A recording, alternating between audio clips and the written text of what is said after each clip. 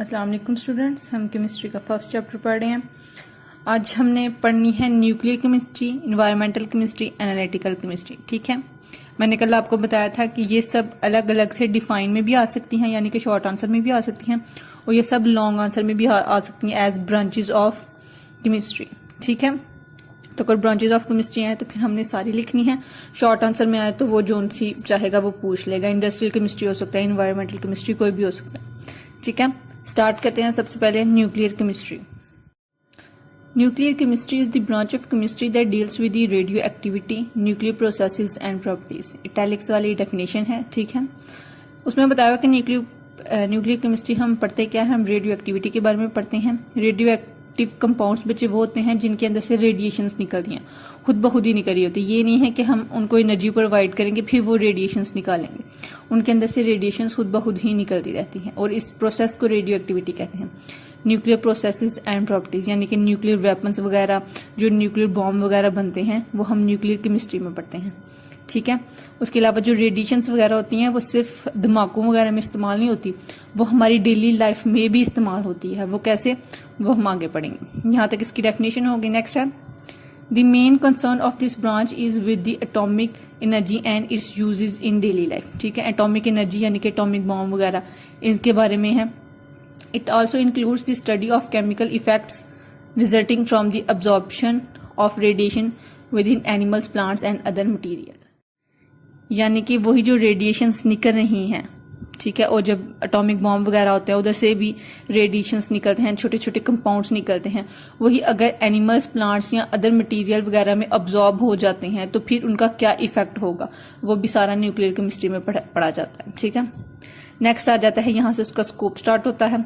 It has vast application, vast कहते हैं वसी, काफ़ी ज़्यादा application in medical treatment, radiotherapy, यानी कि जो कैंसर वगैरह का इलाज होता है रेडियोथेरेपी से, यानी कि रेडिएशंस की हेल्प से हम जो कैंसर सेल्स होते हैं उनको ख़त्म करते हैं। प्रिजर्वेशन ऑफ फूड, जो फूड है हमारे यहाँ पे तो कैन फूड बहुत कम अवेलेबल है, लेकिन जो बाहर के ममालिक हैं उनके पास इतना टाइम नहीं होता, क्योंकि घर का हर एक फर्द जॉब करता है तो उनके पास इतना टाइम नहीं होता कि वो घर का खाना बनाते रहे, तो वो ज़्यादातर कैन फूड यूज़ करते हैं।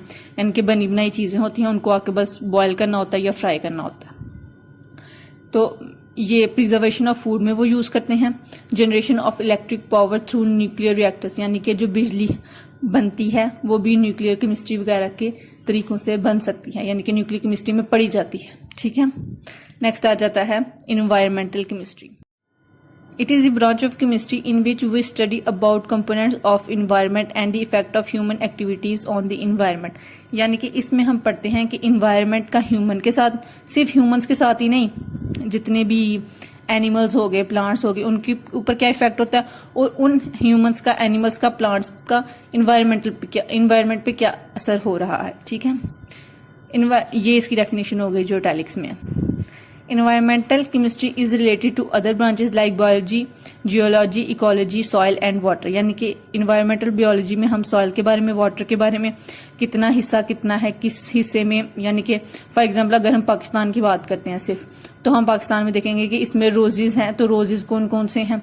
अगर इनमें एनिमल्स हैं तो क्या यहाँ पे मगरमच्छ पाए जाते हैं, क्या यहाँ पे शेर वगैरह पाए जाते हैं, जू वगैरह में पाए जाते हैं, चिड़ियाघर में, लेकिन इंडिपेंडेंटली जंगलात वगैरह में वो नहीं पाए जाते। ठीक है, तो ये सब कुछ जो है वो इन्वायरमेंटल केमिस्ट्री वगैरह में पढ़ा जाता है। ठीक है, the knowledge of chemical processes taking place environmental is necessary for its improvement and protection against pollution. ये इसकी यहाँ से इसका स्कोप है कि ह्यूमन का इन्वायरमेंट के साथ क्या इंटरेक्शन है, वो किस तरह उसको पोल्यूट कर रहा है। हम दिन ब दिन न्यू फैक्ट्रीज लगा रहे हैं, उन फैक्ट्रीज का एनिमल्स के ऊपर, प्लांट्स के ऊपर क्या इफेक्ट हो रहा है, वो हम पढ़ते हैं। किस तरह वो पोल्यूशन कॉज कर रही हैं, वो हम सब इन्वायरमेंटल केमिस्ट्री में पढ़ते हैं। लास्ट वाला आ जाता है analytical chemistry. Analytical chemistry is the branch of chemistry that deals with the separation and analysis of sample to identify its component. मैंने आपको पहले भी बताया था कि ज़मीन से जो चीज़ें निकलती हैं ना, सोना, चांदी, तांबा वगैरह, तो ये हमें बनी बनाई नहीं मिल जाती, ये दूसरी कंपाउंड्स के साथ मिक्सचर में होती है, उनको सेपरेट करना यानी कि अलग करना और देखना कि इनके अंदर और क्या क्या चीज़ें पाई जा सकती हैं। सोना, चांदी, तांबा ये तो हमें पता है ना, इनके अलावा भी बहुत सी चीज़ें हो सकती हैं उसमें, तो वो सब हम एनालिटिकल केमिस्ट्री वगैरह में पढ़ते हैं, उनके कंपाउंड्स वगैरह आइडेंटिफाई करते हैं। आगे से इसकी दो टाइप्स आ जाती हैं। The separation is carried out period to quantitative and qualitative, यानी क्वांटिटी में भी और क्वालिटी में, दोनों चीज़ों में इसकी हम एनालिसिस कर सकते हैं।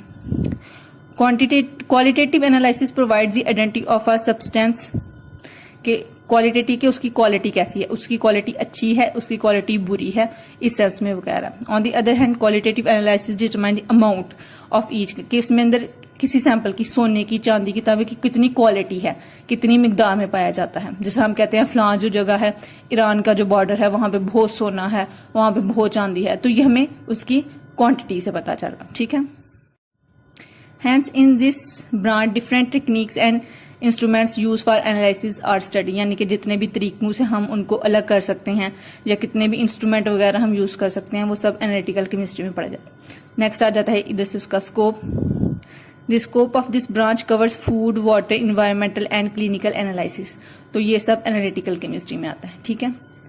यहाँ पे हो गई आपकी पहले 2 पेजेस कंप्लीट, ये शॉर्ट भी हैं और ये एक फर्स्ट लॉन्ग भी है, ठीक है। ये आपने अच्छे से याद कर लेना है, 2 मैंने याद करवाए हैं, फिर भी आपने दोबारा से सारे रिवाइज कर लेने हैं। कोई भी प्रॉब्लम हो तो आपने मुझसे पूछ लेना है, ठीक है। ओके, अल्लाह हाफिज़।